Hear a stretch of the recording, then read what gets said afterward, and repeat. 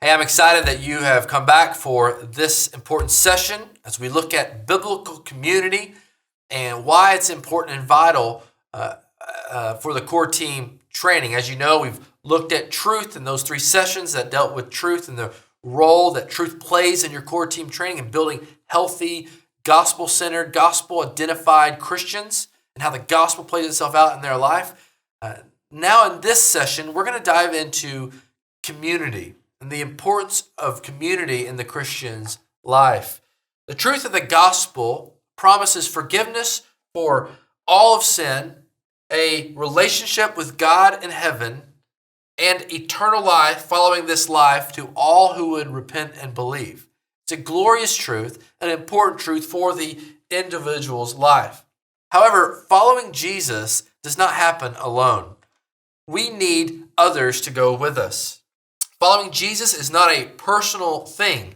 In today's Christian climate, many claim the freedom to live a Christian life apart from biblical community inside the local church. This is wrong and unbiblical. It is not how Christ intended the Christian to live life. The New Testament talks a lot about the role of biblical community in the Christian's life. The church was together, gathered, breaking bread, enjoying fellowship, caring for one another, bearing one another's burdens throughout the New Testament. And it's been that case throughout the whole of Christian history, that we are to live together in biblical community. So in light of this problem of kind of Lone Ranger Christian approach, advocacy for biblical community is needed. Biblical community finds its place inside the local church, which is central to the New Testament. So building the case for biblical community is absolutely necessary in developing a healthy church from the launch date forward.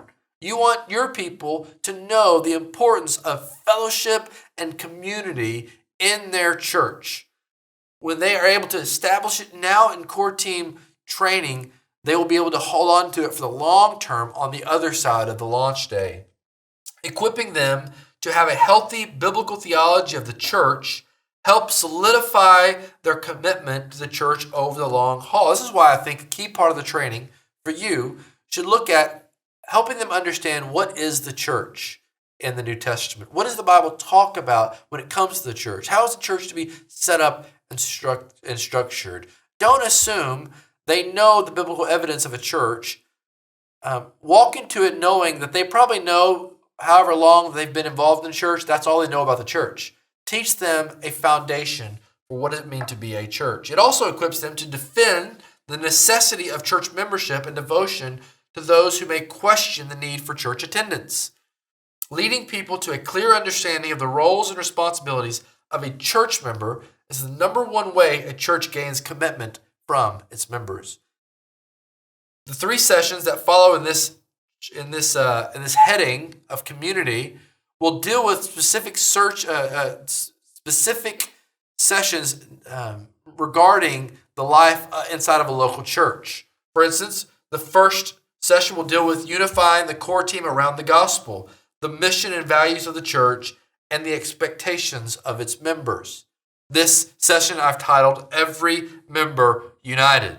They are going to be unified in vision and mission together. They're going to walk together forward in unity.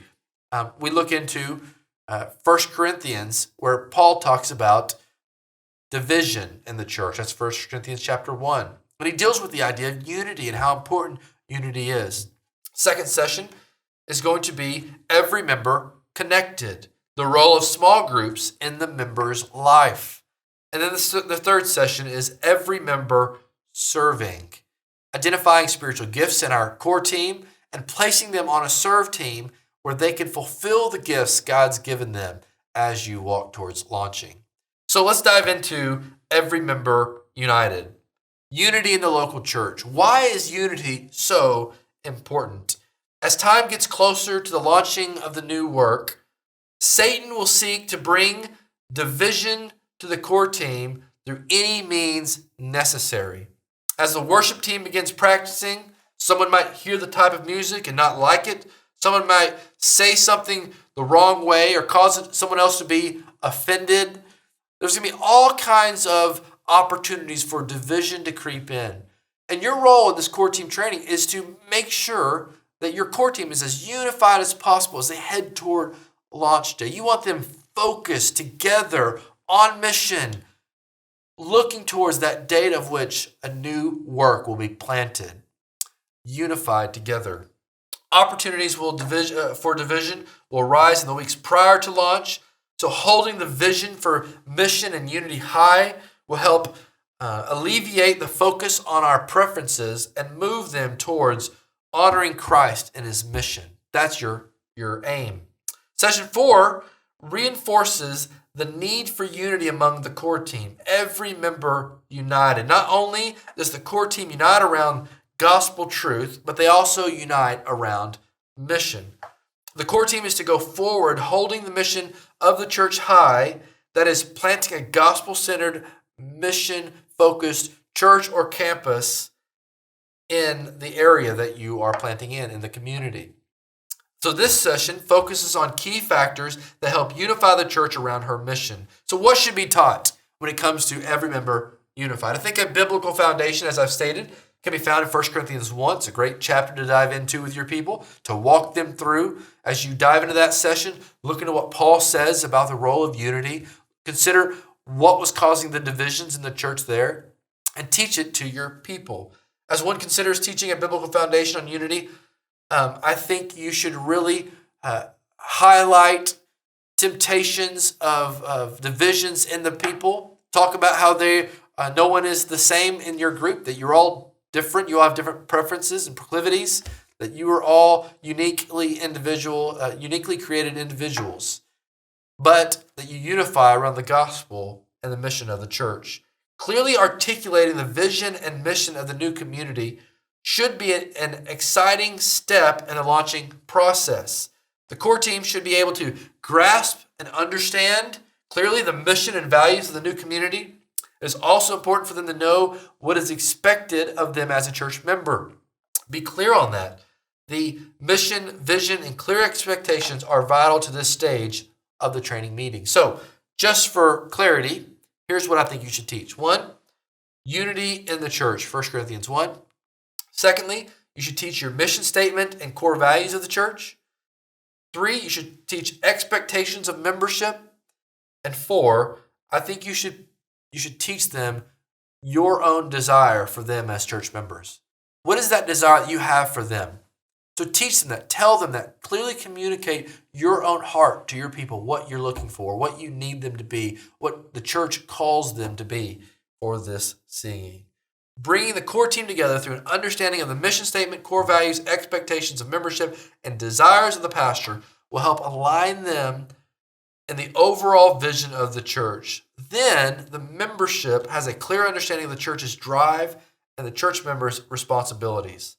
Aligning them together makes them strong where division brings weakness. So go together in unity under every church united. The next session is every member connected, diving into the role of biblical community. This might mean small groups for you, on-campus small groups, off-campus small groups. It may be traditional Sunday school model. It may be missional communities. Regardless of your approach, the idea is driving towards biblical community and what it looks like. In this session, the core team will learn the role of community and the role it will play in the life of the believer, or it is to play in the life of the believer. There is much difference in the social world of today's culture and the social world of Christians in the Bible.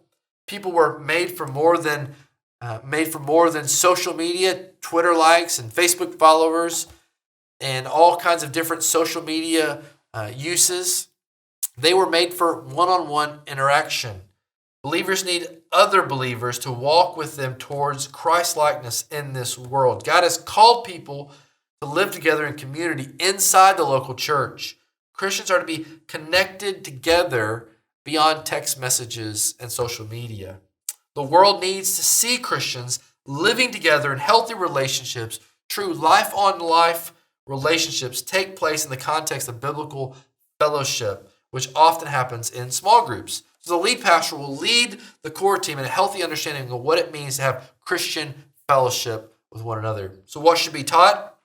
I think you find a strong biblical foundation in Acts chapter 2, verses 42 through 47, and in Hebrews chapter 10, verses 23 through 25. Both of these texts focus on the need of the core team, the need of Christ's body to enjoy fellowship together. This session lays a biblical foundation for Christian community and fellowship using both of those key passages. Using these verses and others as necessary, the pastor should lay out for the core team the role and reason biblical community is important in their life. During this meeting, the lead pastor should be prepared to discuss what small groups will look like after the launch. I think even in training, you may choose to have small groups happening at the same time throughout these 12 weeks. Whatever you choose to do, I think you've got to have a plan for post-launch, for after launch day. What is that plan going to be? How is your church or your campus going to approach the idea of small groups, of community? What is the role of these core team members going to be after launch? You want to help paint that picture. If you haven't decided it yet, you may want to gather some of your leaders and talk about it, discuss it. Find out how you think this best needs to be implemented after the launch day and share it with your core team. Pitch the vision that way so they are in the know. So the goal of this session is to drive the core team to a commitment to healthy connectivity with other Christians. The subject of connecting together in fellowship should be theological, yet practical. I think the core team should be able to understand the biblical foundation of Christian community and know how to practically employ it in their small group meetings. Biblical fellowship will be a strong way the gospel is lived out in the lives of the church outside of the Sunday morning gathering. They need friends in this life, and biblical community gives them that. So that is every member connected. The third session under community is every member serving. Not only inside the local church, do we want the church united, and do we want the church living together in community, but a big part of that is also serving. The church is not a building. The church is made up of people, and the people that are in the church have been gifted with gifts by God to use for service in the Christian ministry, and they're to be used inside the local church. So this topic of serving is key to the launch of the new work. In this session, the leader must provide a clear understanding of why the core team members must find a place to serve in these early stages of planning. These core team members are going to be filling a bulk of the responsibilities to help you and the staff team launch this campus. So you need people on the right seat, and identifying their gifts are going to help you get the ball down the field. So at this point in the training, the core team will be closely knit together in theology and have a high understanding of the mission and values of the new church. The core team needs a deeper understanding of how God has uniquely gifted them now and their role in the church. So you've been building this foundation of truth and of community together, but now it comes to the individual. How am I going to use my gifts to serve this body? So a theological and biblical understanding of spiritual gifts and the role of members in serving the body of Christ should be discussed. And I think you should do that by considering teaching the biblical foundation found in 1 Corinthians chapter 12, where Paul talks about spiritual gifts. That text can be somewhat difficult to walk through, depending on theological understandings and different things, but I still think you should dive into it and help your people understand the role of spiritual gifts in the life of the church. This particular lesson is highly dependent on the lead pastor and the needs of the church being launched. Leaders must be chosen for the various ministries within the church, including first impressions or children or student ministry, worship, or other logistical groups such as parking team or baptism team or decision counselor team. Whatever the needs are, the campus you're launching, the church you're planting, you have to decide what those teams are that you need and how many people need to fit on each one of those teams and how you're going to walk together to fulfill the responsibilities those teams are going to have as you walk toward launching. So two important moments happen in this session. First, I think a time will be offered for the core team where they will select the ministry they want to serve in. They may identify a ministry right off the bat that they say, I want to serve in this ministry. I think you should provide a way that they can sign up for a serve team. The second thing, I think the lead pastor should provide some sort of spiritual gifts test or inventory for the core team members to fill out. Now, that'll take some time in your core team training for them to fill it out. You can either send it home with them to fill out and have them bring it back. I would allocate time in core team training for them to fill it out so it's all done there together. The lead pastor must then really filter through those spiritual gifts tests and see if the place they marked they wanted to serve matches with the giftings that they have. Now, obviously, it's a spiritual gifts test. They're not always that accurate, but they will give you a good idea of the gifts of the person that they might have. And I think ironing that out and figuring that out happens through one-on-one conversations and follow-up calls with these people. But the lead pastor must have already decided what serve teams will need to be ready to place people in. And if you can, I would also encourage you to already have the leaders of each of the serve teams chosen. You should have already had the conversation. You should be able to introduce them in this session as well. This is a major component of training, of identifying the serve teams, the leaders of the serve teams, and now plugging in your core team members on the team that they're going to serve on. You want them all to have a responsibility of service so they can invest their gifts. So the goal of this session is to build a team of healthy servants who will excel in their gifts for the church's future. The primary tasks that must be completed are the spiritual gifts test and the introduction of the serve teams and the leaders of each. This time is highly practical and should occur approximately 6 weeks before the launch of the new community, of the new church, or the new campus. Building healthy serve teams with gifted members will increase the effectiveness of the local church and really help to accomplish Ephesians chapter 4:12 that challenges pastors to equip the saints for the work of the ministry. So build up leaders, release leaders to lead on their teams using the gifts God has given them to serve the church. This is what you want. This is healthy and this is good for the flourishing of the local church and the community. Empowering your team to handle the leadership and to lead out in the service areas only makes them stronger and more committed as you head into launching your church. It's going to make a much better core team and a much stronger church in the long run. Also, one side note, I would encourage you, as you're having these conversations, as you're watching people step into leadership, be identifying not only those who are leading now, but people who may be able to lead in the future. Because early on in church planning life and in launching a campus, within a year, some of those leaders who've put their noses to the grind and worked hard are going to feel tempted to maybe slide out or going to need a break. You're going to want to identify someone early on who could step in and fill their shoes when they're out or when they leave the ministry. Encourage your members to be training up other leaders underneath them. This helps you early on in life, in your church's life, to already begin building a leadership pipeline for future leadership and the multiplying out of leaders in your church. So you're going to have identified maybe small group leaders up until this point and serve team leaders. And you're going to be identifying others who can lead in the future. I think all of those things are highly important for the future of your church or your campus. So as you think about now this overarching heading of community and these 3 sessions, every member united, every member connected, and every member serving, you get an idea of all these things take place in the local church. That this is a heading of really church. That this is their service to church, their involvement in church, the unity they bring to church. It's highly important for you as the lead pastor to really push and push and push and highlight the role of church life in the believer's life.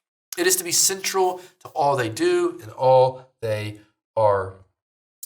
The core team must head into the mission section. So that's where we're going next. We're going to dive into mission.